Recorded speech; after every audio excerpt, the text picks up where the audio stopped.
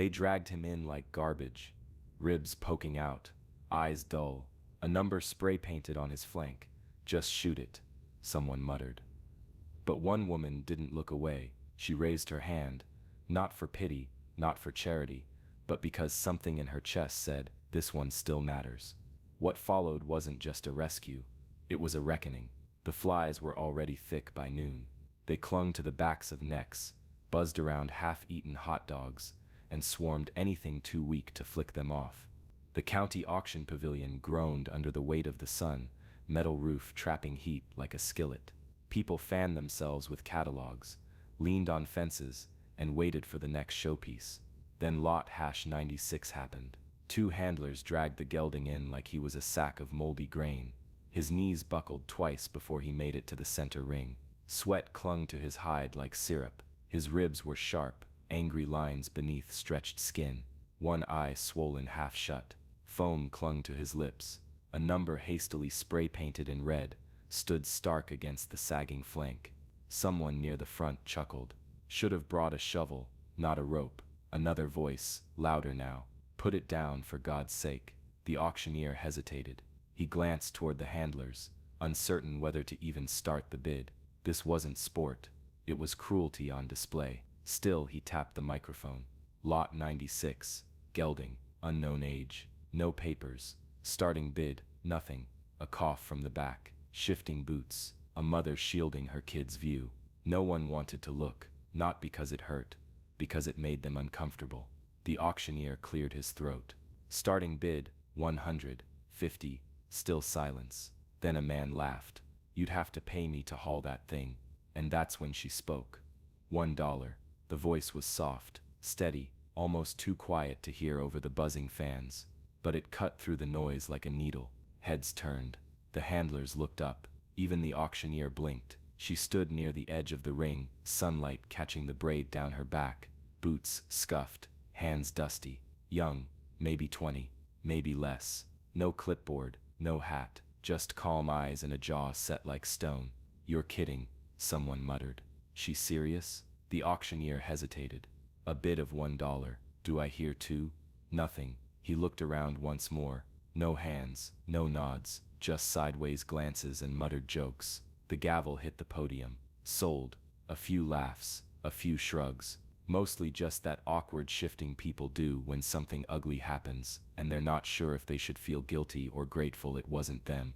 The girl stepped forward, as the handlers unclipped the lead.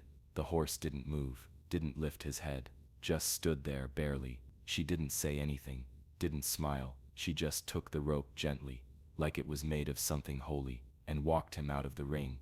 No one stopped her as she led the horse out. No one offered help. No one said thank you. Just a few quiet stares, and one low whistle from a teenage boy who didn't know better. The gelding stumbled on the way down the ramp, and Clara steadied him with both hands, whispering something only he could hear. His ears didn't flick, his head didn't lift, but he followed barely. Outside, the heat hit harder. The dust stuck to sweat. Clara kept walking until they were past the trailers and the rows of pickups, out where the grass grew tall between fence posts. Only then did she stop and turn to look at him fully. His legs were shaking.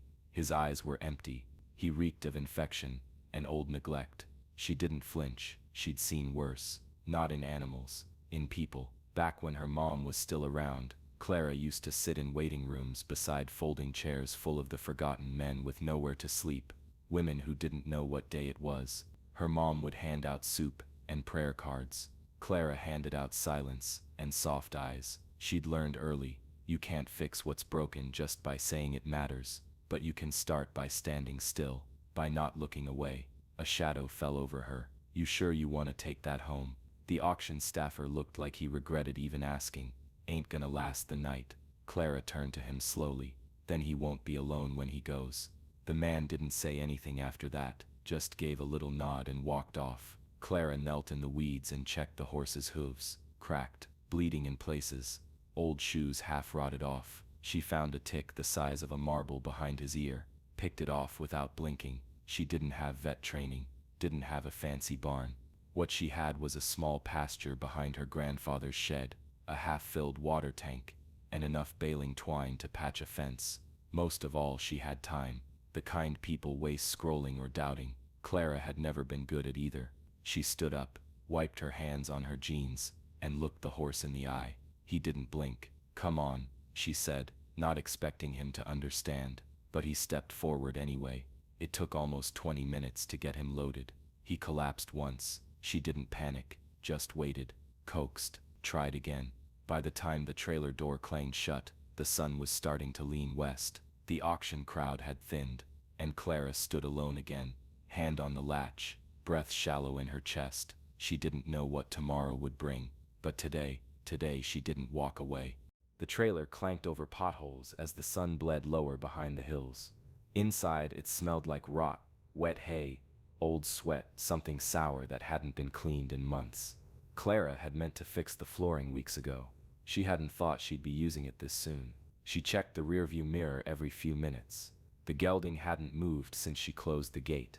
Not even a sway, just a sunken shape slumped against the side wall, breath slow and shallow, like his body couldn't remember what living felt like anymore. Her hand stayed tight on the wheel. The road home twisted through dry pasture and shuttered grain silos. Dust followed the trailer like a ghost. She kept the windows rolled down, even though the wind slapped her face raw. It helped her stay awake, helped her think. Not that she had a plan. She didn't. No vet on standby, no stash of emergency meds, just a plastic tub of wound wash, a sack of moldy hay, and her grandfather's old horse blankets. Barely enough to get by, let alone save something already half dead. She gritted her teeth and blinked hard. "You're not done yet," she whispered to the windshield. The words weren't for the horse. They were for her, because deep down something inside Clara was tired too. Not the kind of tired sleep fixes, the kind that lives behind your ribs, the kind that grows when you've spent too long holding things together with duct tape and willpower. Her mom gone, her dad long vanished, Amos aging by the day, and the weight of it all falling on someone who hadn't even turned 22. She'd told herself not to get emotional, not to cry over a horse she hadn't even named, but alone, on that long stretch of road, with the sun throwing shadows across the cracked dashboard and the trailer groaning behind her, the tears came anyway, silent, hot, relentless. She wiped them away with the back of her sleeve and kept driving. It was almost dark by the time she pulled into the dirt driveway. The porch light on Amos's trailer was already glowing dimly, catching dust like gold flecks. The pasture gate creaked when she opened it, and the gravel popped under the tires like breaking bones. She parked, killed the engine, exhaled. For a second she didn't move. Then she stepped out, opened the trailer, and looked in. The gelding's eyes were barely open now. His chest rose once, then again. "Still with me?" she asked softly. No answer, just the faintest flick of an ear. She smiled, even though her heart felt like glass in her throat. "Okay," she whispered, brushing her fingers along the trailer wall. "Let's get you home."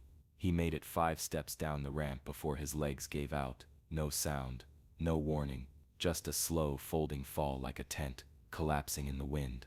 Dust curled up around him as his body hit the earth, and for a moment Clara couldn't breathe. She dropped to her knees beside him, fingers already searching his neck for breath, for pulse, for anything. Still alive, barely. The porch light flicked on. Heavy footsteps crunched across the gravel. Amos emerged, denim shirt unbuttoned at the collar, flashlight in one hand, the weariness of 70 years in the other. "What in God's name?" he muttered. Clara didn't look up. "I bought him." He paused, took in the shape on the ground, the rib cage, the stink, the spray-painted number still visible on the gelding's flank. His jaw clenched. "You didn't buy that, Clara. You brought it home to die." She looked at him, eyes shining but steady. "Then he won't die alone." Amos didn't argue. They dragged out blankets, hauled buckets of water, rummaged through an old tackle box for expired antibiotics. Clara crushed the pills and mixed them into a syringe with trembling hands, whispering the dosage like a chant. Amos soaked towels in the trough and laid them over the gelding's back. The fever was bad, skin hot to the touch, breath like smoke, eyes glazed over. The flies came in waves. Clara slapped them away with a feed scoop, cursing under her breath. Amos found an old bottle of repellent and sprayed until the air stung. They worked in silence mostly, just the soft rustle of hay, the creak of joints, the occasional muttered prayer that sounded more like bargaining than belief. The first night passed without sleep. The second was worse. By the third, even Clara started to lose hope. The gelding hadn't moved, hadn't blinked, hadn't shown a single sign he was still fighting. His ribs heaved like bellows working overtime, but there was no spark in him, no sign he even knew they were there. Amos caught her staring at the sky just before dawn, arms crossed, face pale. "You done?" he asked gently. She didn't answer. "I mean it," he said.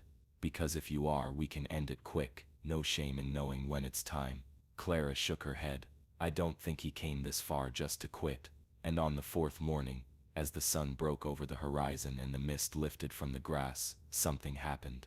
The gelding's ear twitched. Not much, just once, but Clara saw it, dropped her coffee right there in the dirt and ran to him, barefoot, breath caught in her throat. She knelt beside his head.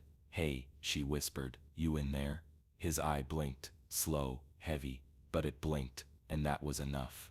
The flies were still bad, but he was standing now, not for long, just a few minutes at a time. Long enough to drink, to lean into Clara's touch, to feel the sun on his back without collapsing beneath it. She washed him slow, one bucket at a time, a rag in each hand, like she was peeling off everything that had been done to him, layer by layer. It was on the fourth rinse that she saw it, a faded mark beneath the grime, just above his left flank. At first she thought it was a scar, jagged and half lost beneath sunburn and old hair, but when she pressed gently with her thumb, the shape told a different story, an S curled into a crown, barely visible. "Amos," she called, voice quiet but urgent. He walked over with a bag of feed slung over one shoulder. "What is it?" She pointed. The feed hit the ground with a dull thud. Amos stared, long and hard. Then he swore, not loud, not angry, just soft and sharp, like something bitter rising up after being buried too long. "Son of a gun," he muttered. Clara looked at him. "You know it." He nodded, slow. Stoneridge. The name meant nothing to her, but it did to Amos. Back in the day, they were the name in Highland circuit racing, not just fast horses, smart ones, bred from European lines, trained like royalty. That brand was their signature. He shook his head, stepped closer, eyes narrowing. "They went under. What, 6-7 years ago? Owner vanished. Horses sold off. Some to good hands. Others." He didn't finish. Clara looked back at the gelding. "So what's a Stoneridge horse doing half dead in a no-name county auction?" Amos gave a hollow chuckle. "That's the question, ain't it?" They didn't talk for a while after that. Just stood beside the horse while the wind stirred the grass and the flies gave up for a moment. That night, Amos dug through his old storage chest and pulled out a leather-bound notebook, edges frayed, pages yellow. His handwriting filled every line, tight and neat, like a man who learned to value paper. Horse names, dates, times, bloodlines, notes from auctions long past. He flipped through it, muttering, "There. Storm's Mercy. That was the mare. She foaled a colt the year the stable went bankrupt. Big talk at the time. People said he had fire in his legs and ice in his veins." Clara leaned in. The colt's name had been penciled in beside the dam's, Midnight Crown. "Could be him," Amos whispered. "Could be. If it was, this wasn't just some broken horse bought for $1. He was legacy, and someone had tried to wipe that clean.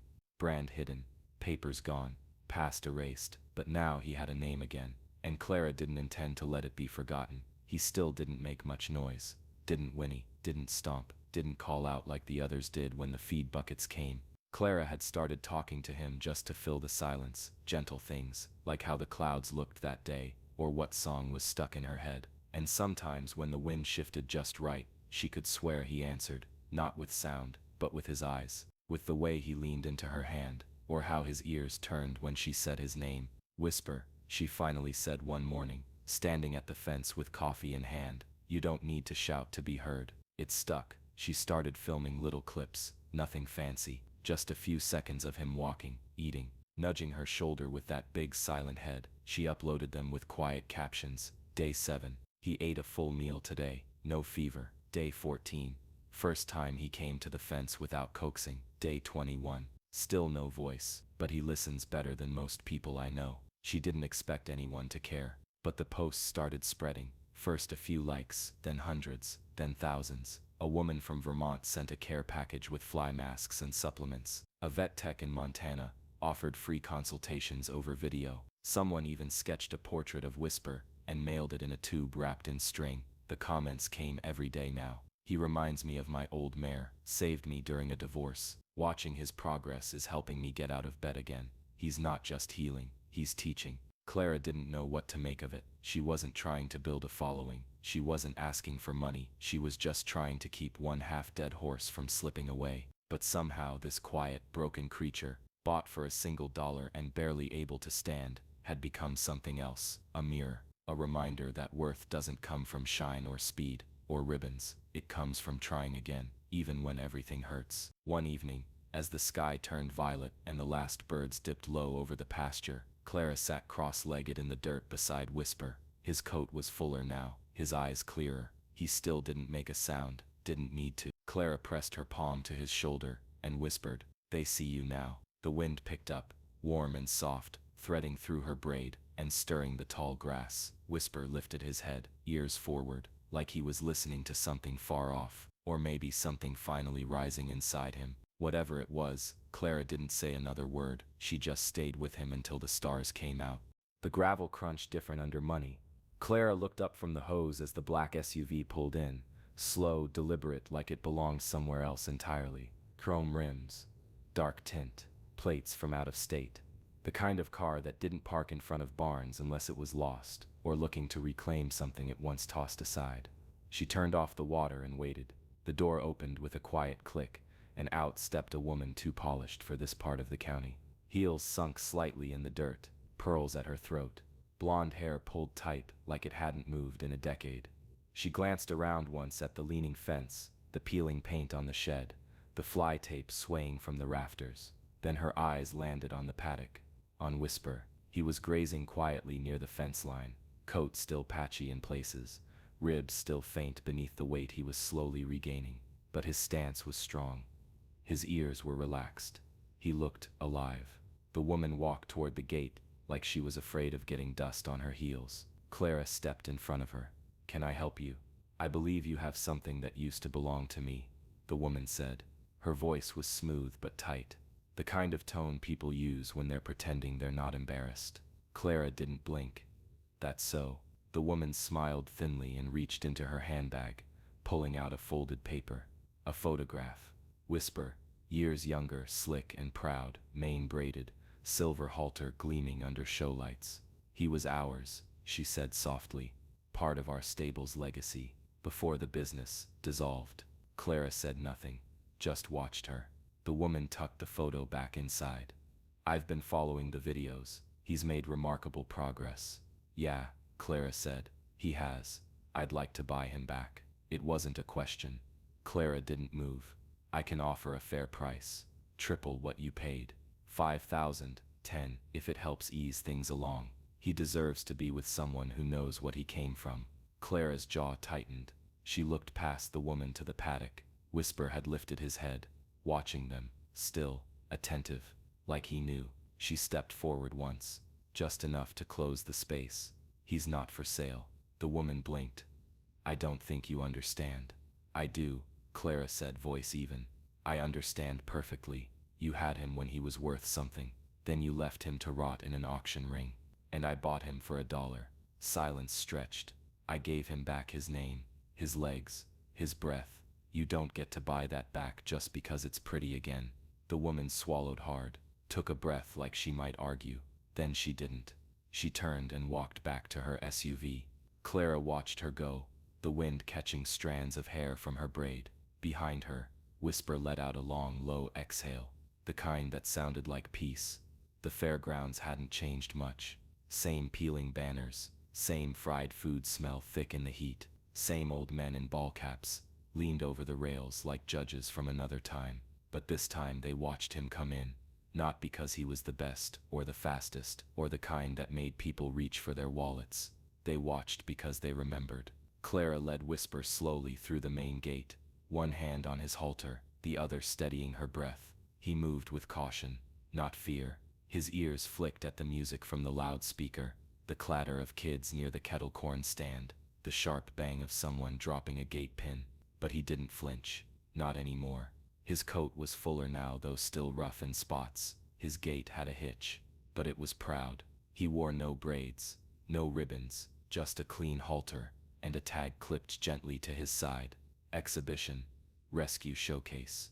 No one clapped when they entered. They just went quiet. Clara didn't look at them. She kept her eyes on the path ahead, on the same dirt ring where she had first seen him collapse. She walked him all the way to the center, stopped, let the moment breathe, and Whisper lifted his head. Just enough. A woman in the front row whispered, "Is that the horse from the auction last fall?" "Can't be," someone else said. "That one was half dead." A pause. Then, "No, that is him." From the announcer's booth, a hesitant voice crackled over the speaker. "This here's Whisper, brought in by Miss Clara Bowen. He's not for judging, just showing what a little time, care, and heart can do." More silence, then a single clap, then another.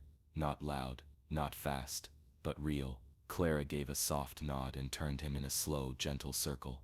Whisper moved with her, step by step, no rope pulling him along, just trust. The crowd leaned in. Some held their breath, some reached for their phones, but most just watched, not for a trick, not for a trophy, but for proof that something left for dead could stand again.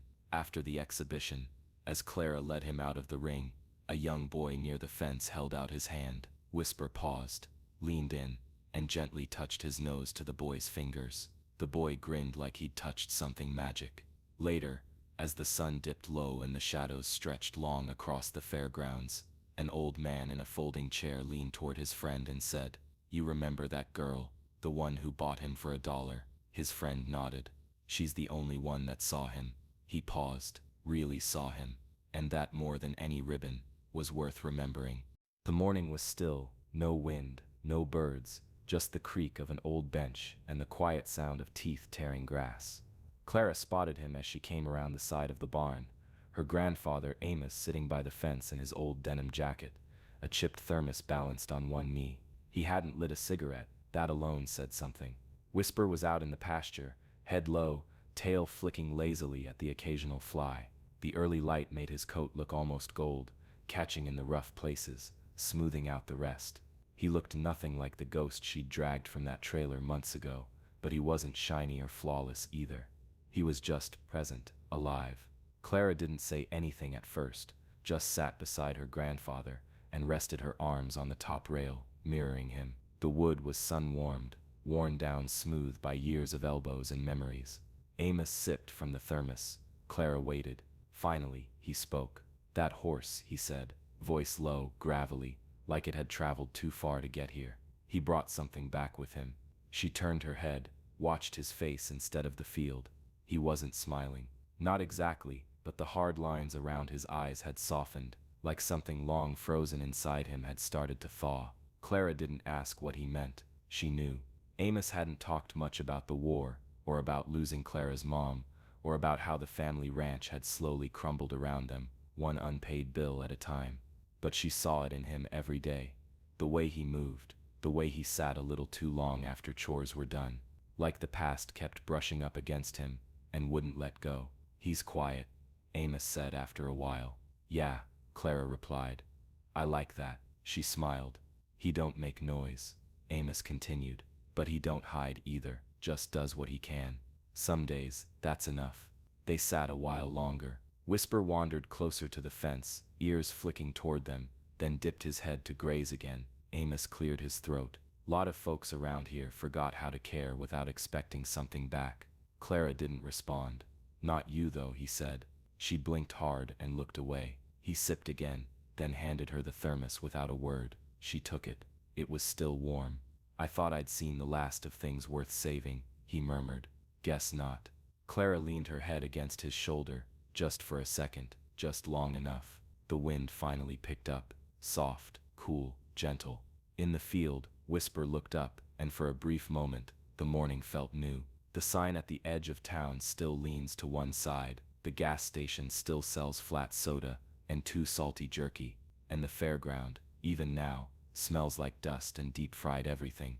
Nothing big changed, but something small did. Clara never got her face on a magazine, no viral contract, no brand sponsorship or TV deal. She still works mornings at the feed store, still mends fence with baling twine, still runs out of money before the month runs out. But now, when she walks down Main Street, people nod. Sometimes they even stop her. "Are you the girl with the rescue horse?" they ask. She always hesitates before answering, because girl feels too small for everything she's held, and rescue feels too easy for what they went through. But she nods, and they say, "Thank you." Not wow, not how, just thank you. Like her choice did something bigger than she meant it to, like it gave them permission to believe again. Whisper never raced again, his gait never fully evened out, the scars never quite disappeared, but he got stronger, grew into his name, the kind of horse who didn't need speed to leave an impression. Kids from the local school visit sometimes. They lean on the fence and ask questions with eyes wide and voices soft. Did he used to be famous? Was he really sick? Does he remember being saved? Clara tells them the truth. He remembers everything, and they listen, because even if they don't understand yet, some part of them already knows what's broken isn't always lost. It just needs someone who won't walk away. Amos built a bench near the pasture, sturdy, weathered, with a plaque carved by hand that simply reads, "The things you don't throw away." Every morning, Clara walks out there, sometimes with coffee, sometimes with questions she doesn't say out loud. Whisper always comes to meet her, no halter, no lead, just quiet understanding.